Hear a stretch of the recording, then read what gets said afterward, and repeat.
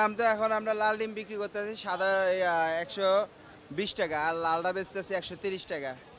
আগের তুলনাভাবে তারপরে চাহিদা অনুসারে ঠিকই আছে, কারণ কি অন্যান্য বাড়তে এই টাইমে 140 টাকা 50 টাকা ডিমের ডজনও মানুষকে নিগাইছে, আরও হাহাকার নেমে গেছে। অন্যান্য বারের থেকে এবার একটু শীতশীল আছে। বাজারে ক্রেতা কম, মাছের দাম মোটে আগের দাম হয়ে আছে। মাছ অনেক পারে বাজারে মাছ ঘাটের মাছ আইনে বাজারে তো না বেচতে দাম তো কমবই। এই যে রুই মাছ বেশি এটা 270 টাকা 60 টাকা, 2 কেজির থেকে একটু কম।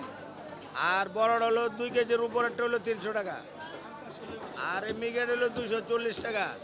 বড় কাতল 8 কেজি 10 কেজি হলো 500 টাকা, 10 কেজি হলো না। আর এটা হলো 300 টাকা পাবদা, পাঙ্গাস 160। আগে সপ্তাহে ইলিশ মাছ 1 কেজি দেওয়া ছিল 2600-2700 টাকা, এখন একটু 200-300 টাকা কেজিতে কমছে, এখন 2200-2300। লোকাল মাছটা একটু আমদানি হইতেছে, এই জন্য একটু দাম কম। আর যত আমদানি তত দাম কমবো। আর আগে সপ্তাহে আসছিল মাছ আসছিল না, আমদানি আসছিল না, এই জন্য দাম একটু বেশি আসছিল। এখন আমদানি একটু বাড়ছে, সামনে দিয়ে আরও আমদানি হলে আরও দাম কমবো।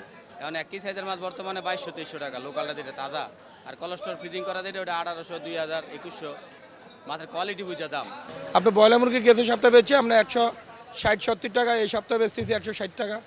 সোনালী মুরগিটা 250 থেকে 260 টাকা, আর দেশি মুরগিটা 650 থেকে 670 টাকা, লেয়ার মুরগিটা 300-320 টাকা।